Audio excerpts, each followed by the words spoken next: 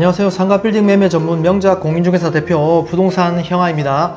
상가 건물 꼬마 빌딩 매입 시에 또는 중개 시에 알아야 되고 짚어봐야 하는 내용들이 어떤 것들이 있는지 알아보고 있습니다. 오늘은 그 두 번째 영상인데 지구 단위 계획구역에 대해서 한번 알아보겠습니다. 이 지구 단위 계획구역으로 지정이 되어 있는 물건도 굉장히 조심해야 되겠습니다. 이 지구 단위 계획구역이라는 것이 사람 잡습니다.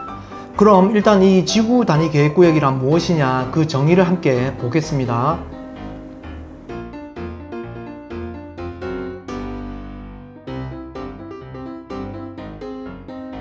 그림에서 보셨듯이 어쩌고 저쩌고 많이 글들이 써 있는데요. 그런데 이런 정의는 공인중개사 시험 치는 거 아니니까 여러분들은 그냥 몰라도 되겠습니다. 그냥 그런가 보다 하고 일단 접고 넘어가겠습니다. 그런데 이 지구 단위 계획구역이라는 것이 기본적으로 정해져 있는 다른 법들을 무시한다는 것이 굉장히 무섭습니다.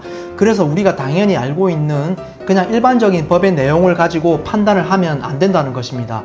예를 들어 건폐율, 용적률 같은 것들도 기본적으로 건축법에 정해져 있고 각 지자체 조례로 지역별로 다 따로 정해져 있습니다.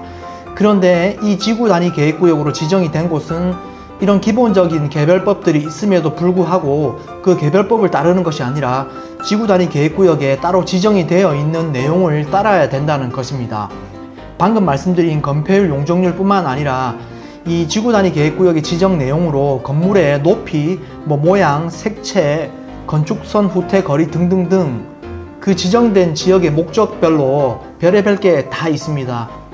그래서 지구 단위 계획구역으로 지정이 되면 건폐율, 용적률 등을 이득을 보는 경우도 있지만 역으로 건물 신축 시나 리모델링 등 개발 행위 시에 행위 제한 같은 것들이 걸려 있는 경우가 많아서 아주 큰 낭패를 보기도 한다는 것입니다.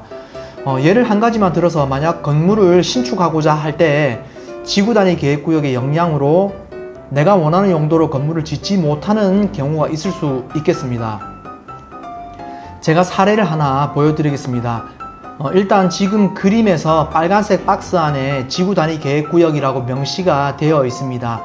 이 지구 단위 계획구역의 행위 제한 내용으로는 근생 용도의 건물만 건축이 가능하고 주거 용도의 건물은 건축이 안 된다는 내용의 행위 제한이 걸려 있는 필지입니다. 그렇게 되면 나는 상가주택을 지어서 아래층은 근생, 위층은 주인 세대의 주택으로 건축을 하여 거주를 하면서 밑에 상가에서는 월세를 받고자 하는 목적으로 물건을 매입했다면 이 매입한 지역은 지구 단위 계획구역으로 근생시설만 건축 허가가 나는 지역이라고 되어 있기 때문에 주택으로는 건물을 지을 수가 없어서 결국 상가주택을 원하는 사람이 덜컥 계약을 했다면 큰일이 나는 것입니다. 정말 생각해보면 아찔하죠. 이런 것이 이 지구 단위 계획구역의 무서움이라고 할 수 있겠습니다. 이런 사례 말고도 지구 단위 계획구역으로 지정된 지역은 별의별 행위 제한이 있을 수가 있으니 조심을 해야 되는 것입니다. 또 다른 예로 내 땅으로만 단독 개발은 불가능하고 옆이나 뒷땅 등등 여러 필지를 합쳐서 공동 개발만 가능한 행위 제한 같은 것들도 있을 수 있는데요. 건물을 지으려고 매입을 했는데 내 땅만 가지고 건축이 안 되고 옆 땅과 묶어서만 진행을 해야 한다면 옆 땅 지주랑 협의를 봐서 같이 짓든지 아니면 옆 땅까지 매입을 해야지만 건축이 가능하게 되는데 이렇게 되면 일이 너무 커집니다. 생각만 해도 머리가 아프죠. 그 외에도 아까 말씀드린 건물의 높이 규제, 배치, 형태, 색채 및 건축선 등등 여러 가지 이렇게 규제들이 정말 다양합니다. 그래서 지구 단위 계획구역이라고 글이 보이는 순간 어떤 행위 제한들이 걸려 있는지 자세하게 알아보고 매입을 해야 되는 것입니다. 그런데 여기서 또 하나 주의해야 되는 것이 지구 단위 계획구역의 행위 제한에 관한 구체적인 내용은 토지이용계획원에서 안 나타난다는 것입니다. 그래서 디테일한 구체적인 내용은 담당 지자체에 확인을 따로 해보아야 됩니다. 아까 사진을 보셨다시피 굉장히 불친절하게 지구 단위 계획구역이라는 단어 하나 정도만 딸랑 써 있습니다.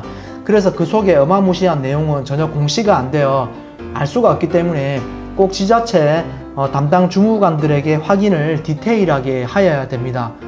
그런데 심지어 지자체에 문의하면 행위 제한 내용을 잘 파악하지 못하고 있는 주무관도 있을 수 있으니 좀 잘 자세하게 체크를 해봐야 되겠습니다. 그래서 어쨌든 지구 단위 계획구역으로 지정이 되어 있는 땅의 물건은 조심해야 한다는 것입니다. 물론 지구 단위 계획구역으로 지정되어 있는 땅들이 매번 까다로운 행위 제한이 걸려 있는 것은 아니고 별 내용 없는 경우도 많이 있으니 너무 겁은 먹지 마시고 그냥 지자체에 잘 확인해보고 진행한다 정도로 생각을 하시면 되겠습니다. 자, 그럼 오늘은 이 지구 단위 계획구역에 대해서 함께 알아보았습니다.